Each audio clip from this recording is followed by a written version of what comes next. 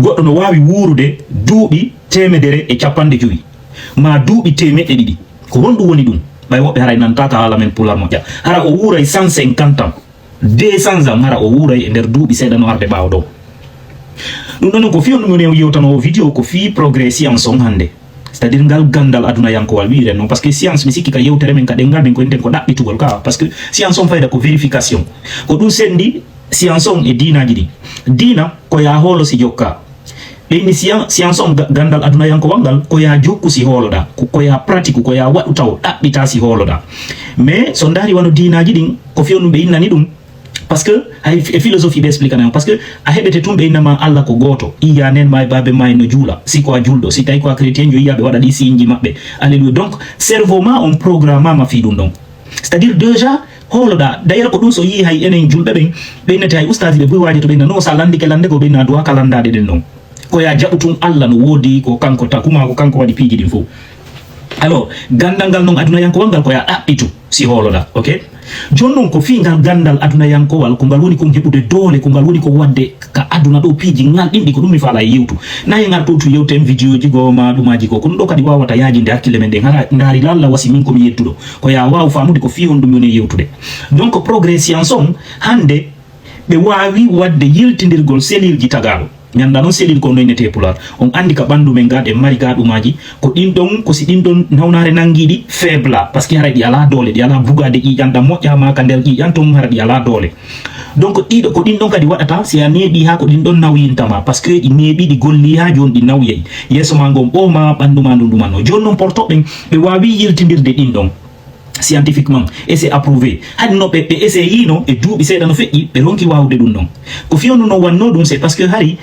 be woni trop limité jonnon intelligence artificielle on no mari dole ha mayda ko dum yotondo bi jonnon exemple ji seda ka Facebook do nanayi gimdi yimobe wobbe no yima na tagado yimi ko intelligence artificielle yimi ko ya windu ina ko ndo falda yima nama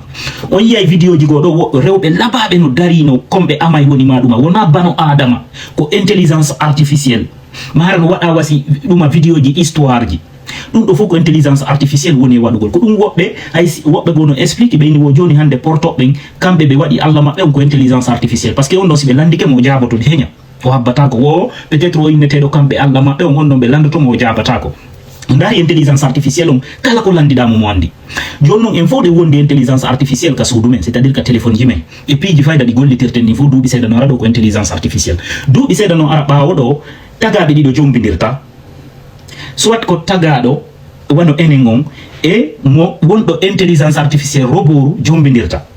hara ko debbo si ayi mo wawata sendirde si tayi odo ko bano adama ni ka ko intelligence artificielle o yi aduna fewndi don be wadi piji be fala wadde aduna hara sendirta gonga e fenande ko dum hande buisi video wadi be na est ce que na intelligence artificielle est ce que ko gongajo est ce que ko fenandejo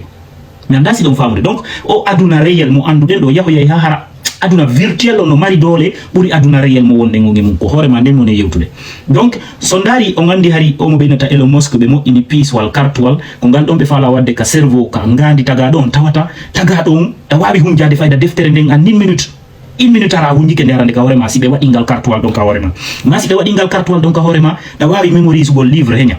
a yawi buri hay ordinateur yawgol click goto ara andi piji dim fu donc yimbe ben don no huli jonno be mo ini ngandi ko cerveau ngandi tawata ndi ngandi do ndi wawa réception ugol dumaji din fo émotion ji din attraction ji din wa tagado donc peut-être cerveau ji don be fala wado de ka roboji tawa ndu roboru don ko intelligence artificielle mo inindu kono sa putti ndu anda isa mettina ni ndu mono to handu mari ressenti ko benta ressenti ndu mari mettendeji o hebay mettendeji o hebay weltare o hebay duma foppo ande donc duubi seda no ara yeso do haray kala kettudo pilule mo be wado e taw masida mari mbudi a sodi injection da way wurude duubi temedere capande joyi ma duubi temedde didi e kadi hara a wona e duubi temedere hara naw yali ara ko suka hara selil jimadi no timmino keldi bandu mandum tusa o koko yoton series be yaani ni be kupa bandon tindu be watta mo wajo dum do fo acca woni tawata ko yaaje tupilil goto bandu mandu wonta wasuka mo duubi sappo e jowi ma mo duubi no gay jowi